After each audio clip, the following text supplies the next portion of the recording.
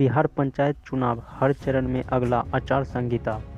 जिस जिले में होगा चुनाव वहीं लगेगा मॉडल कोड ऑफ कंडक्ट, विकास कार्यों में नहीं होगी रुकावट। बिहार पंचायत चुनाव 2021 में कई मायनों में खास होने वाला है। बिहार में पहली बार पंचायत चुनाव में ईवीएम से होने जा रहे हैं। इस बार के पंचायत चुनाव में पहली बार चरणवार आदर्श आचरण संहिता लागू होगी। बिहार में चलेगी स्पेशल डीएमयू किराया मेल एक्सप्रेस का। पूर्व मध्य रेलवे चलाया गया। यह ट्रेन ज़्यादा भीड़ न हो इसीलिए किराया महंगा रखा गया। ट्रेनों का परिचालन अगली सूचना तक प्रतिदिन होगा। कोविड-19 मानकों का अनुपालन भी आवश्यक है। पूर्व मध्य रेलवे यात्रियों की सुविधा के लिए 5 मार्च से 11 जोड़ी डेमू पैसेंजर स्पेशल ट्रेन चलाया गया। इस ट्रेनों का परिचालन अगली सूची तक प्रतिदिन होगा। कोविड-19 को देखते हुए इस ट्रेनों में किराया मेल एक्सप्रेस के बराबर रखा गया ताकि ट्रेन में अतिरिक्त भीड़ न हो और कोविड मानकों का अनुपालन सुनिश्चित किया जा सके। इस स्पेशल ट्रेनों में यात्रा करने वाले यात्रियों को स्वयं और सह यात्री के व्यवसाय स्वास्थ्य हित में भारत सरकार द्वारा जारी कोविड-19 मानकों का अनुपालन भी करना होगा। अविनाश द्विवेदी का बयान। जितनी तेजी से जीडीपी पटरी पर लौट रही है उतनी तेजी से क्यों नहीं बढ़ रही नौकरियां?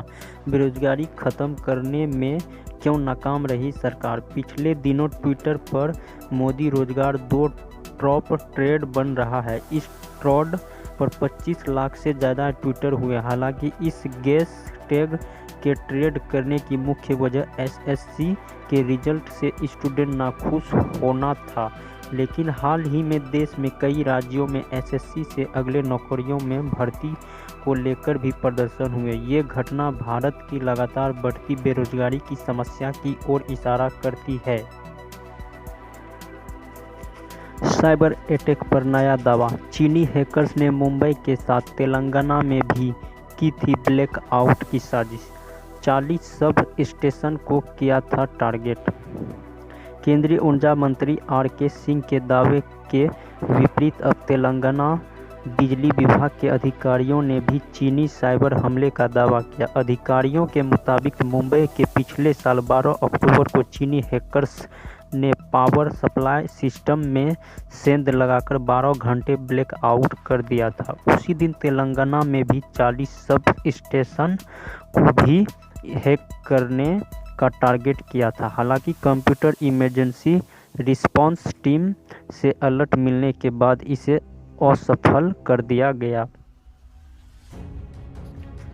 पहली बार टॉप कमांडर कॉन्फ्रेंस में जवान भी शहीद होंगे। पीएमओ ने कॉन्फ्रेंस में जवानों को शामिल करने का आइडिया दिया था। अब ये जवान मोदी के सामने प्रेजेंटेशन देंगे। इस हफ्ते के आखिरी में सेना के जवान सैन्य कमांडरों की कंबाइंड कमांडर्स कॉन्फ्रेंस में शामिल होंगे। इस कॉन्फ्रेंस की अध्यक्षता प्रधानमंत्री नरेंद्र मोदी करेंगे। कॉन्फ्रेंस में जवानों को पहली बार शामिल किया गया।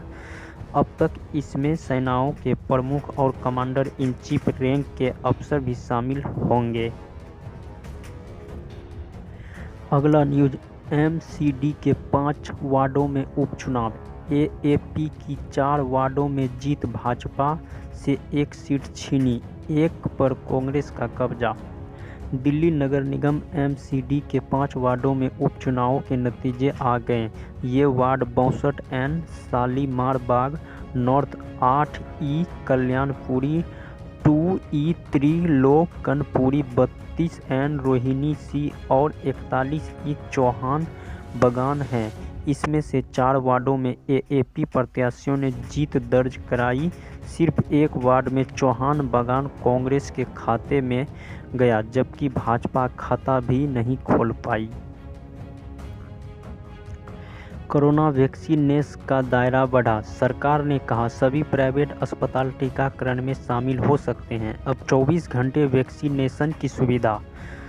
सोमवार से शुरू हुए कोरोना वैक्सीनेशन के दूसरे फेज में पहले 10,000 प्राइवेट अस्पताल भी शामिल किए गए थे। प्राइवेट अस्पतालों में टीके लगवाने वाले 250 रुपये रुपए दिए जा रहे हैं। सरकारी अस्पतालों में वैक्सीन फ्री लगाई जा रही है।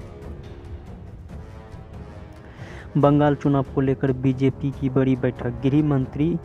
गृह मंत्री अमित शाह, नड्डा समेत कई बड़े नेता शामिल होंगे। प्रत्याशियों के नामों का ऐलान भी हो सकता है।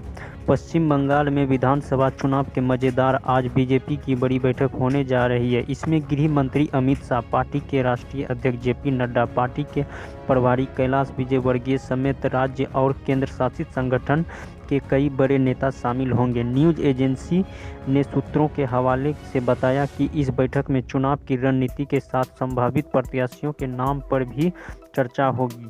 शाम 4 बजे बंगाल बीजेपी के अध्यक्ष दिलीप घोष प्रेस कॉन्फ्रेंस भी करेंगे। उन्होंने बताया कि जिन क्षेत्रों में पहले और दूसरे फेज में चुनाव होने हैं, वहां के उम्मीदवारों के नाम की घोषणा जल्द की जाएगी। सोशल मीडिया की नई चेतावनी, नई गाइडलाइंस। मणिपुर में सोशल मीडिया पर टॉक शो चलाने वाले पत्रकार को डीएम ने नोटिस भेजा। केंद्र ने कहा, आपको यह हक नहीं है। हाल के दिनों में सोशल मीडिया में ओटीटी प्लेटफॉर्म को लेकर केंद्र सरकार ने नई गाइडलाइंस जारी की है। अब इस गाइडलाइंस के तहत कार्यवाही के अधिकारों को अगले बहस शुरू हो गई हुए यूं ही मणिपुर में सोशल मीडिया पर टॉक शो चलाने वाले एक पत्रकार को इम्फाल ने डीएम OR राम प्रवीण ने इसी नई गाइडलाइंस के तहत नोटिस भेजा। पिच पर सवाल उठाने वाले को जवाब। कोहली बोले, न्यूजीलैंड में हम 3 दिन में हारे, तब कोई नहीं बोला आप जीत के लिए मैदान पर आते हैं या 5 दिन खेलने के लिए नहीं।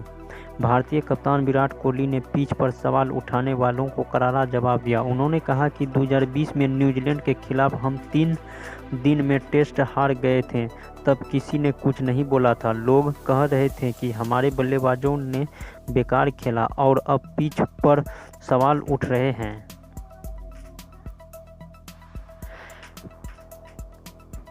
म्यांमार में लोकतंत्र समर्थक पर फिर फायरिंग। सुरक्षा बलों की गोलीबारी में 6 लोग की मौत। दिल्ली में लोगों ने प्रदर्शन कर मोदी से मदद मांगी।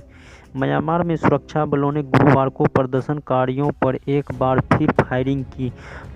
लोकल रिपोर्ट्स के मुताबिक फायरिंग में कम से कम 6 लोग मारे गए। उधर राजधानी दिल्ली में चीन फ्यूजी कमेटी के सदस्यों ने जंतर मंतर पर प्रदर्शन कर प्रधानमंत्री से दखल देने की मांग की है। इस लोगों ने म्यांमार की सेना का समर्थन करने के लिए चीनी के राष्ट्रपति शी जिनपिंग के खिलाफ नारेबाजी भी लगाए।